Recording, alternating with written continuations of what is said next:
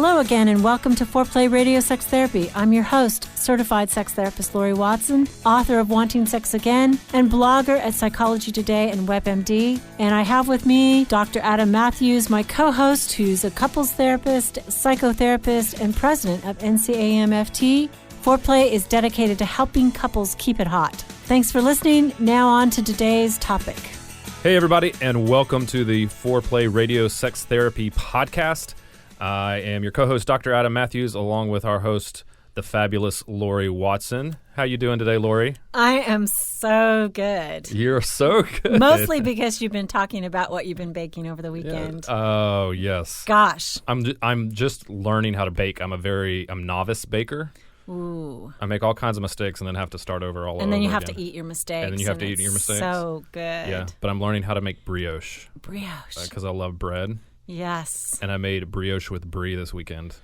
I didn't put enough brie in it. And tell what you did this morning with it, the leftovers. What did I do this morning with it? Oh, you can reheat it and then put some apricot jam on it or some any kind of jam, really. I love jam, too. Bread and jam. It is totally sinful. Totally sinful. No, it's heavenly. Oh, my gosh, all those carbs. It is perfect. It is perfect. That's one of the things. You're making me drool. That's one of the things me and my wife bonded over when we first started dating. Or brioche? Not baking, no, eating bread. Like croissants and cafes, right? Too fun. Too fun. And that's croissants and cappuccino. That's our thing. So, yeah, cappuccino. But we are talking today about that before marriage stage, the premarital phase of relationships, like when you know that's when you still eat bread, when you still eat bread, when you can still afford carbs. Listen, I am carb positive. I am carb positive. I just want you to know that. But when we started, that period of time when you're trying to decide if this is the person that you want to spend your life with, if you want to be married to, the person you want to be committed to. My wife had to go to a secluded cabin in Montana to decide whether I was going to be the one. She had to travel like 2,000 miles and be by herself in the snow she had to decide. Think about it for a couple of months before she could decide. Oh, she was very intentional with the decision. She wasn't gonna rush into it lightly, which I think is just super smart, and I wish more people would do. Yeah. Right? I was like crazy about my husband from the very beginning. You just rushed in? Oh my gosh. I mean, we didn't rush in, but we did have a fairly short dating period and a fairly short engagement. But I mean, I knew he was it. Yeah. He told me he loved me in like 2 weeks, which was really dumb. Yeah. I might say really dumb. I was like, you don't even know me. And I knew enough to know that, but. Yeah. Well, I mean, it makes for a romantic story, but I think a lot of times, so maybe we're going to talk today about some things we wish we would have known, because nobody's perfect, right, when they go into that. Most of the time, especially when you're younger, you're young and dumb, as you said. Yes. Try to get married. But if you can slow down enough and start to think about some things, there's some stuff that maybe if we could go back and tell our younger selves about some things to be intentional, not that we would make different choices, right? But we would have maybe thought some things through. What's the top on your list of things that you would have told yourself or wish you would have known before you got married? I would have really thought about how important a sense of humor is. My husband has a great sense of humor, and that was never on my list. And I just got lucky and got somebody who had that. But that is so important. I also think that, a lot of our listeners are married or are committed, and some of them are asking themselves, gosh, if I'd known what I know now, would I have made another choice? And we want to talk about that from this vantage point, especially about, is there a way to kind of know up front that this is going to be my sexual, exciting partner for the rest of my life? And but you're going to be able to emotionally connect with that person as well. There's going to be some depth there, right? But you can't. I mean, you can't guarantee something, right? It's not going to be 100%. You're stealing all my material, man. Listen, like you can't. But there's some things that you can start to know about that's going to, like, you're going to have to make a decision about whether it is okay with you. Yeah. Right. And and just being aware going forward is always helpful. Right. I mean, I think that one of the things I observe right now is, as people get married, there is one sole feature that they are evaluating in terms of whether or not this would be a good partner, and that's attractiveness. I mean, I think our culture has gone crazy about, can we find, the goal seems to be finding the most attractive partner that I can attract. And that guarantees, right, that I will always feel sexually excited, and that therefore there's some sense in that the person will be a good sexual partner because I'm attracted to them, which I think is so incredibly false. But I would like to bring a broader discussion to that. I think that some of the most important things to look for in a partner are really based in who they are, who their character is. Yeah. Especially, I love one of the things that you mentioned before, just that they have their character is found in a lot of different things. And I think one of the things that a lot of people don't do when they're considering who they're going to marry is they don't trust what they see from that person, right? They feel like, well, they're going to change or they're going to be different when we get married. And I think for a lot of things, you can trust what you see them doing, right? And so, like, for instance, a history of commitment, right? Is one of the things that you mentioned as something to look for, whether just to anything, that they've been able to hold that commitment to different things, right? They've been disciplined, important. Or they've been dedicated to a sport, or they've finished and completed school, they've had a steady job. I mean, I also think, in other partnerships, that person was faithful and, had a long-term relationship and can explain sort of why it didn't work out, or maybe they are devoted to their family. I mean, you want to measure objectively, is this a person who keeps commitments? Yeah, and we're not trying to. I don't think you're trying to say that you hold all their sins against them, right? But if you see a pattern of what they are doing, if there's a pattern, a history of cheating in relationships, for instance, or dropping out of things, not completing things, like that would be a red flag to you, right? That's a red flag, absolutely, for sure. Yeah, and I think that in the bloom of romance, right, what we don't see is the potential pitfalls of the relationship. And then oftentimes in the critical light of marriage or long-term partnership, we forget about the beautiful things in our partner. We're wearing rose-colored glasses, and then we wear sunglasses that, are critical. Yeah, so being able to take those off and see both sides. Right. Yeah.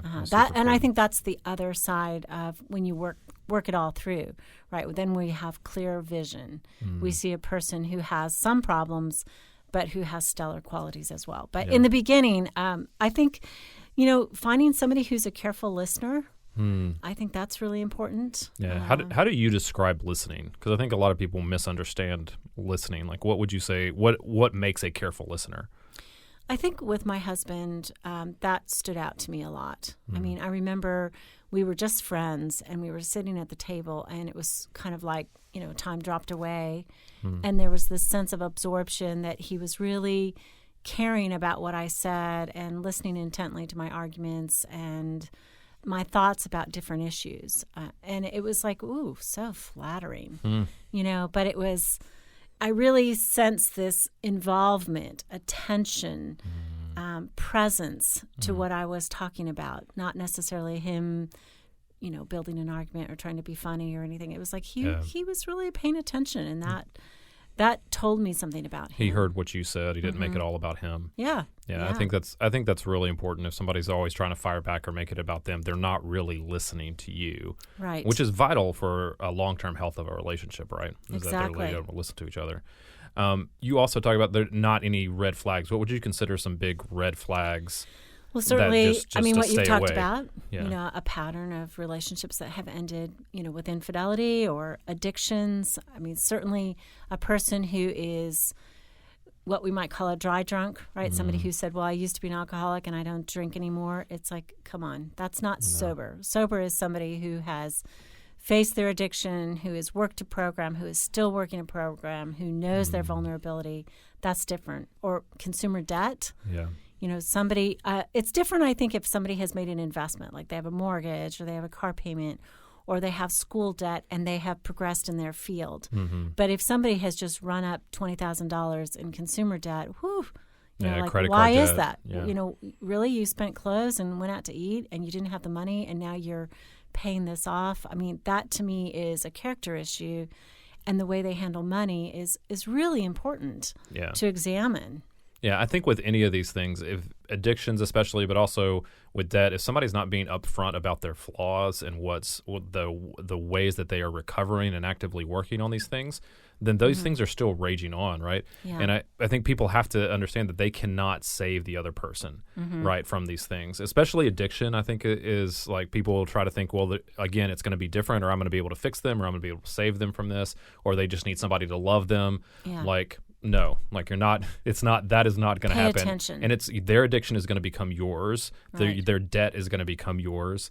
Right. Any kind of possessiveness or jealousy that they distribute that turns into anger and rage, especially, like that's all going to become yours. And so being able to recognize those things and walk away is huge, right?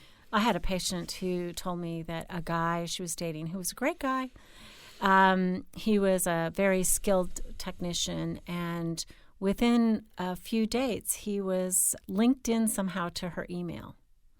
Like was examining her email, had figured it out or whatever. I'm like, nip that in the branch, man. Get rid of that guy. I mean, that kind of invasion. Nip that in the branch? That is way beyond the bud. That's way beyond the bud. Nip that in the branch. That's a sapling of a problem. Chop down that tree, man. Just burn the stump. There is, to me, like when somebody's that invasive in an early relationship, and then, he had all kinds of issues like that kept developing, and it was like, this is a craziness. Or somebody who exhibits, I had another male patient whose female partner, was just doing crazy stuff, like showing up at his work. There was no call for it. He wasn't unfaithful, but she was just really suspicious. And that's the beginning of pathology. You really want to pay attention to that. That's things that are, if they're trying to control you, right? And controlling behavior is something that is just a huge red flag, I think, as well. The other thing you mentioned that I'm interested in that I haven't heard before is you mentioned to be careful of the pattern of one. What do you mean by the pattern of one? Okay, so oftentimes in a new relationship, what you see once is actually the beginning of a pattern. I hate to be so cut and dried and say you can never forgive somebody for one thing. But the reality is, right, in a new relationship, if you see your partner lose their temper, you see them treat a waitress badly, you see them talk badly to their family member, you see them talk down their friend, it is often the tip of the iceberg. And we have to, pay attention to that, because it's the beginning. You haven't known somebody long enough to see that it happens over and over and over again. So I often say pattern of one, like when a patient comes to see me and they're late their first session. First time. I know it's there's a resistance. There's an issue with this. It means something. And of course I'm not a scolding parent about that. It's not that they're late. It's just that they're telling me something. And we have to be careful in relationships with people. If they do it once, right, there's a pattern that it often follows. So. Yeah, I think one of the things is, and that's what I tell people when they're moving really fast in a relationship, my only hesitancy is, have you had enough time to see that person's flaws come out? Oh, yeah. Have you seen to see that pattern of one develop? Did they do it again? Is it something that's consistent? Because we're all putting our best face forward, right, and trying to win over the person. So when we don't give that enough time, that's one of the things that becomes really difficult. Well, let's come back and we're going to talk about what to look for, the sexual characteristics for long-term compatibility, and kind of what to be on the lookout for. And we'll be right back. Okay. Foreplay Radio Sex Therapy. Thank you so much to all our Patreon supporters. Right? Yeah. Patreon is a platform where you can directly support things that you love. We really want to expand the resources that we can be able to provide to you as our listeners. If, our work touches you and our work helps you, we would be so grateful for your support. Just go to our website, foreplayRST.com, and there you can find a way to support us, and you can see our episodes and our blogs. And thank you so much, guys. Speaking with certified sex therapist Laurie Watson from Awakening Center for Couples and Intimacy. Laurie, what is an intensive? So an intensive is 12 to 14 hours of therapy all in one weekend. And it's a way to really make fast progress compared to weekly therapy. There's just so much more you can get done when you have a chunk of time. Overcome the challenges in your relationship and your sex life. Learn more about intensives and Awakening Center's other services at awakenloveandsex.com. At Matthews Counseling, we believe it is our job to come alongside you in whatever difficult challenges of life you are in and help you rediscover hope and to find the strength that you have to face those challenges. We strive to create a safe and comfortable place for you to explore who you want to be and identify the obstacles standing in your way. Oftentimes, the first step toward finding help is the hardest, but it can also be the bravest. Give us a call at 919-587-8018. Find us online at matthewscounseling.net. We look forward to working with you. Hi, we're back with Foreplay Radio Sex Therapy talking about premarital advice and just sort of what to look for. I would say that many people come into a session and they say, you know, if I'd known what I know now, I would have chosen differently in terms of sexual compatibility. And what I would like to say is this is very difficult, but oftentimes those people who have hot sex before marriage actually end up in about the same place, you know, a few years in as the people who did not have sex or did not have hot sex or needed to warm up. So, but if you're still looking, how can you know, like what kinds of things might tell you about an eventual outcome sexually? Yeah, and we talked in the first part about that emotional part, that character part, and talking about sexual compatibility for long term.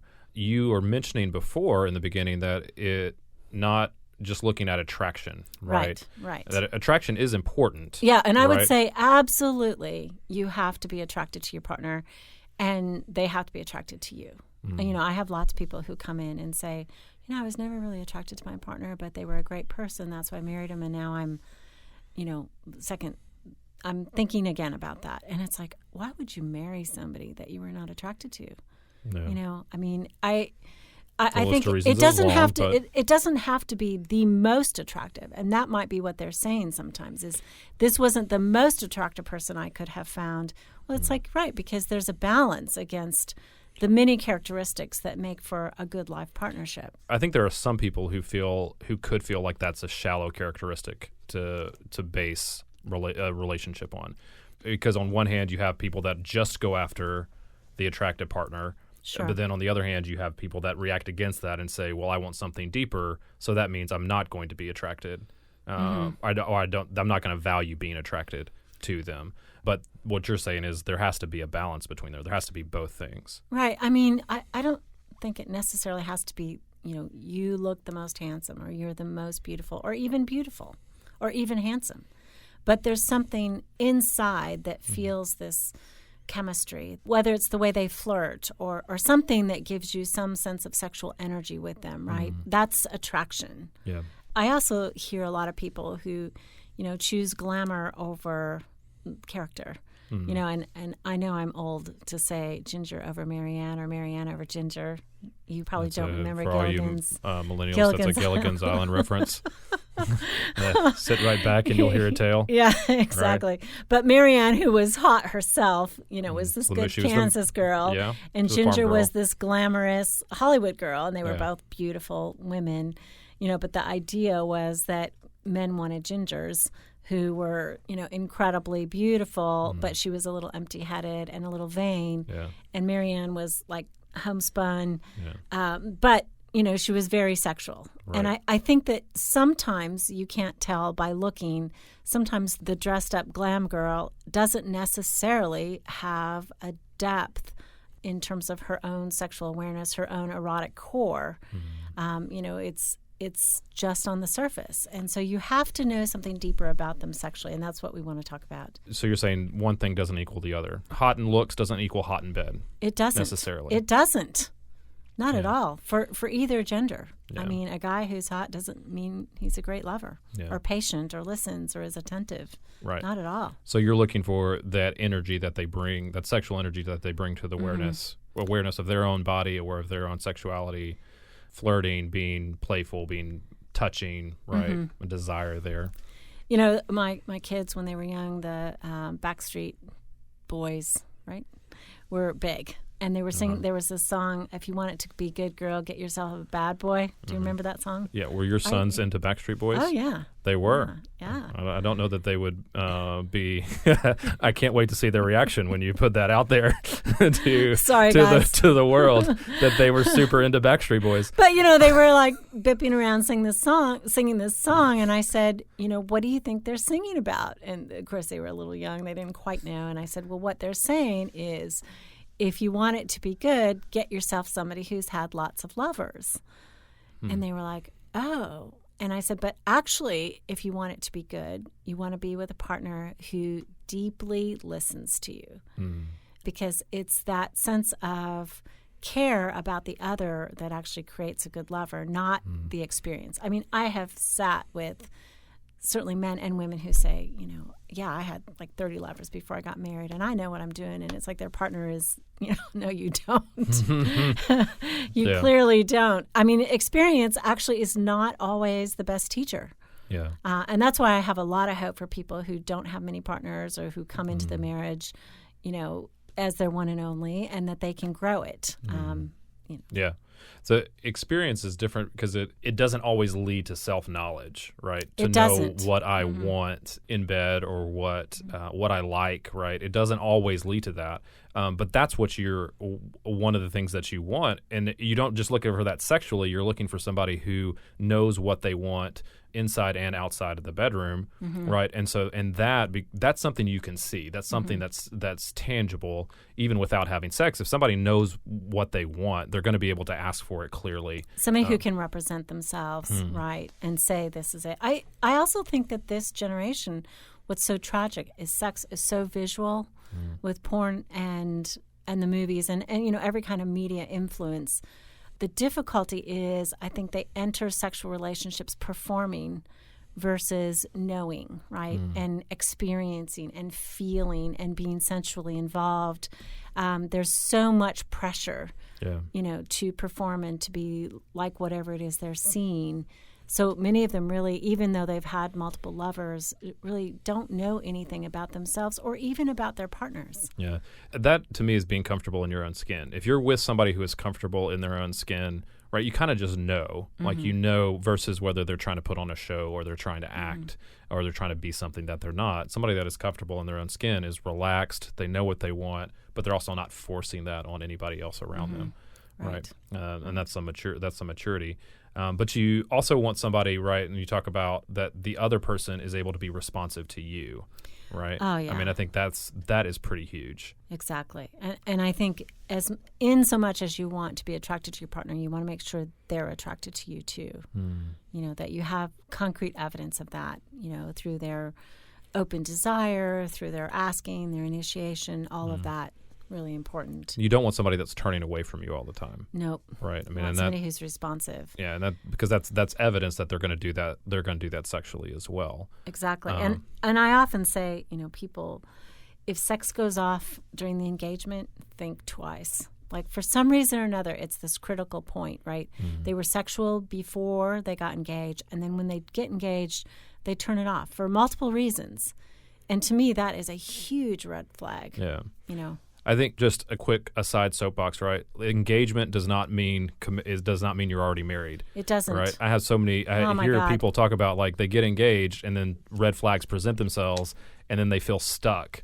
And I'm like, this is not the case. You can be engaged. You can call off engagements. It's hard. It's difficult. I was engaged. Not fun. I was engaged and called it off. Me too. Were you? Yes. Oh my gosh. I was too. I want to know that story. Well, threw the ring in my face. So. Oh my gosh! But after I broke up with her, I didn't have a ring. That might tell you something. Oh yeah, you got engaged without a ring? I did. Oh, Laurie. Yeah, I know. It was it was a problem. Yeah, man, my father said, "Laurie, he's dumb." I should have listened much sooner, but eventually it got through my dumb head at that point. I don't know what it says about us that both of us were engaged. We got to talk about this, maybe. And I want to tell I wanted to tell my story of how I got together with my husband. Maybe another podcast. Yeah. Okay, so I think you should also find somebody who has a positive body image. How do you know they have a positive body image? How do they how does somebody display? Well, I think you were talking about it. You were saying comfortable in their own skin, right? That they're not anxious about different areas of their body being touched. They enjoy they let loose. That they don't talk about it. constantly, about, I got to diet. They're not flexing in the mirror all the time. Well, flexing in the mirror might be like a positive thing, right? It could be. It could be. It could be. Or, they talk about and take care of their body with respect, so they eat well and they exercise and they do all that stuff. And Adam, though he's talking about brioche, I know that he actually exercises and eats well most of the time and all that. Most of the time. But it's like they have respect for their body. They don't denigrate it. And I think especially for women, right? This is key. This is the number one reason, or at least the number two reason I would say that women turn off to sex is actually they don't like their own body or they don't think their partner likes their body. And so they don't want it to be shown. I mean, it's just, there's a craziness. And that's in her head. Yeah. So I would definitely say be aware of that. But I think that there is huge pressure on men these days to be fit, have abs. Yeah. That's why I was saying when I was talking about flexing in the mirror, I'm talking about I'd see guys that are they're in the gym twice a day. They're in the gym like every day.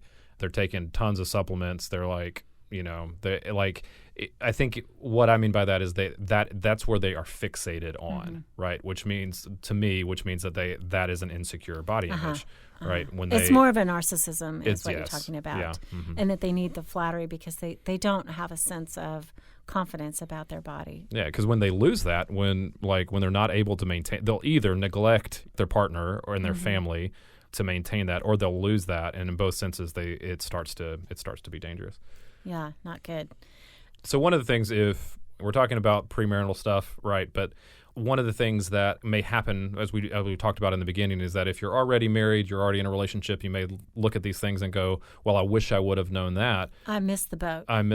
But the thing is that there is still a way to work out of that, right? Right. And one of the things we're going to do is our next podcast is going to be about how to rekindle romance, like 10 steps, man, 10 practical things that you can do to bring some of this back if you didn't have this information before, which I think is really, really important. Because even though we wish we would have known all of this before, right, when we were dating our spouses, but it doesn't mean that you can't get that. You can't get that back, right? I mean, I really think the main thing that creates a good sexual relationship is still character. It's like, a person who is willing to dig deep on their difficulties, right, and give those. And if you're a sexual pursuer, especially if you're a male sexual pursuer, you cannot overestimate your partner's need for emotional connectedness and how that causes growth in you. And if you're a sexual distancer, particularly female, you have to dig deep and know your body's arousal patterns and be willing to communicate that, to develop an eroticism that is internal, that is not simply triggered by your partner. And obviously, if you're congruent, both things are still necessary. So I see many couples who had hot sex, and it's just problematic. Because of the character flaws, the pursuer-distancer toxic pattern that gets in the way that decimates sex. So, I mean, I think that overall, yes, sex is healable, sex is growable. I mean, definitely. And character is growable too, right? I mean, that's the good news. Both of those things can be altered, can be built upon, can be healed. Yeah. And so I'm a different person than I was at the beginning of my marriage. I mean, much more stable. Yeah. So am I, thank the Lord. I mean, if I was the same person I was 14 years ago, almost 15, that life would not be near as good if I was the exact same person. Right. So we can change, we can grow, we can be different. Yeah. Okay. Foreplay Radio Sex Therapy. You're listening to our premarital episode. Thanks for listening. You can now call in your questions to the Foreplay question voicemail. Dial 833-MY-4PLAY. That's 833-4-PLAY. And we'll use the questions for our mailbag episodes. Hey, help us stay on top here at Foreplay. We'd love it if you would subscribe and share it with your friends. And please take 1 sec and rate and review us. Thanks so much. All content is for entertainment purposes only and should not be considered as a substitute for therapy by a licensed clinician or as medical advice from a doctor.